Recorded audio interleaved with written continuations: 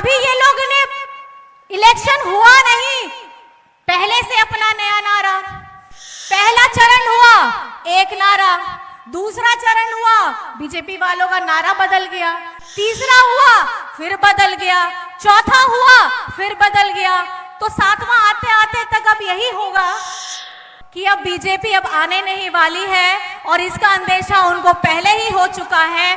और यही भयावह स्थिति को उन्होंने भांप लिया था, इसलिए आपके प्यारे मुख्यमंत्री हेमंत सोरेन जी को इन्होंने जेल में डालने का काम किया, वो भी चुनाव से ठीक पहले। ये वही हेमंत सोरेन है। मैं आपको यह आश्वस्त कराना चाहती हूं, ये चुनाव जो अभी चल रहा है, मैं अपने हर मंच पे कहती हूं कि ये चुनाव बीजेपी बनाम हमारी जनता का चल रहा है और हमारी ये जनता त्रस्त है। और ये त्रस्त जनता के जो प्रत्याशी हैं, जो प्रतिनिधित्व कर रहे हैं इंडिया गठबंधन के, सिर्फ झारखंड में नहीं पूरे हिंदुस्तान में आप जितने प्रत्याशी और उम्मीदवार देखेंगे तो हमारी त्रस्त जनता का प्रतिनिधित्व करते हुए हमारे इंडिया गठबंधन के सारे प्रत्याशी खड़े हैं।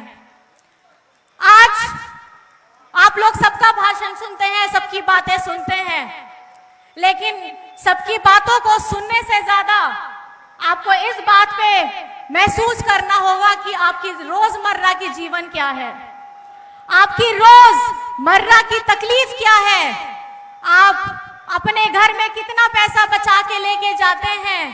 महंगाई दर इतनी ऊंची है कि कितना भी कमा लीजिए घर में पहुंचते पहुंचते कम पड़ जाता है। एक ही घर से पुरुष भी हैं, महिलाएं भी हैं, सब अपना काम करते हैं, पूरी मेहनत के साथ काम करते हैं, लेकिन जितना आपको अपने हिस्से में आना चाहिए था वो आपके जेब में नहीं आता है। और ये जो चुनाव है, लोकसभा का चुनाव, ये 5 साल में सिर्फ एक बार आता है और हम इसे पूरे बढ़ चढ़ करके लोकतंत्र के पर्व के हिसाब से मनाते हैं। लेकिन 5 साल में आपके ऊपर क्या बीती है, ये हर एक इंसान, हर एक परिवार आपके ऊपर क्या गुजरी है, ये आपने सिर्फ महसूस किया है। लेकिन अब ये वक्त आ चुका है कि इंडिया गठबंधन जिस ताकत के साथ, जिस हौसले के साथ और जिस नीतियों के साथ, जिस मुद्दे के साथ हम आगे बढ़ रहे हैं, मुझे पूरा यकीन है कि हमारी जनता हमारे साथ है। आज बाबा डॉक्टर भीमराव अंबेडकर जी का संविधान खतरे में है, हमारा लोकतंत्र खतरे में है। और आपने ये देखा ही होगा, लोगों की बात सुनी भी होगी बीजेपी वालों की, ये तो कहते ही हैं कि हम आएंगे और आते ही हम संविधान बदल देंगे। संविधान बदल देंगे मतलब आरक्षण खत्म कर देंगे, आरक्षण खत्म कर देंगे मतलब हमारे जितने भी गरीब, गुरबा, आदिवासी, दलित, पिछड़ा और अल्पसंख्यक लोग हैं, जरूरतमंद लोग हैं, हमारे जितने अधिकार बाबा साहब ने हमको दिए हैं हिंदुस्तान में, ये उनको बदलने जा रहे हैं। अभी ये लोग ने इलेक्शन हुआ नहीं, पहले से अपना नया नारा, पहला चरण हुआ एक नारा, दूसरा चरण हुआ बीजेपी वालों का नारा बदल गया, तीसरा हुआ फिर बदल गया, चौथा हुआ फिर बदल गया, तो सातवां आते आते तक अब यही होगा कि अब बीजेपी अब आने नहीं वाली है और इसका अंदेशा उनको पहले ही हो चुका है। और यही भयावह स्थिति को उन्होंने भांप लिया था, इसलिए आपके प्यारे मुख्यमंत्री हेमंत सोरेन जी को इन्होंने जेल में डालने का काम किया, वो भी चुनाव से ठीक पहले। ये वही हेमंत सोरेन है, ये वही हेमंत सोरेन है जिसने जब कोरोना हुआ था तो अपने मजदूर भाइयों को बाहर से लाने का काम किया था। जब केंद्र सरकार की जिम्मेदारी थी कि लॉकडाउन से पहले उनकी जो जिम्मेदारी है, लोग अपने जगह पे पहुंच जाए, उनके लिए सुविधाएं उपलब्ध कराए, लेकिन इन्होंने नहीं किया। बड़ी बड़ी इमारतें आप देखते हैं, बड़े बड़े भवन देखते हैं, कौन बनाता है इसे? सुंदर सुंदर आपको सड़कें नजर आती हैं, हाईवे देखते हैं, कौन बनाता है इन्हें? इन्हें मजदूरों की चिंता कभी नहीं हुई है। बीजेपी वाले हमेशा मजदूर विरोधी रहे हैं, हमेशा किसान विरोधी रहे हैं। और आपके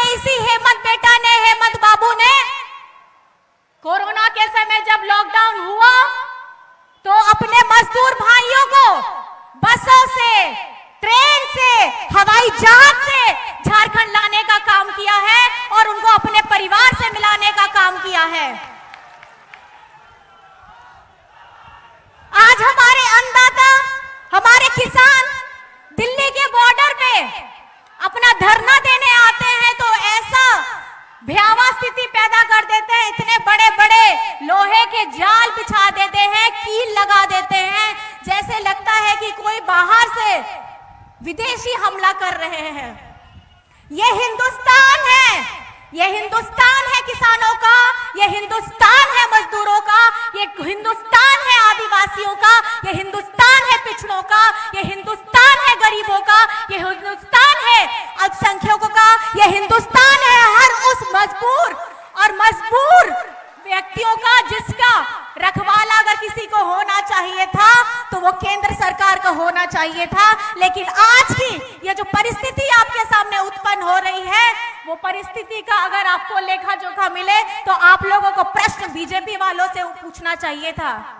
ये बीजेपी वाले लोग 2014 में जब इनको जनादेश मिला, इतने बड़े बड़े वादे करके आए कि किसानों की आय दुगनी करेंगे, 15 लाख खाते पे आएंगे, काला धन बाहर से आएगा, आपके खातों में 15 लाख आएंगे। मुझे तो लगता है कि बहुत लोग के अकाउंट में पैसे आ भी गए होंगे।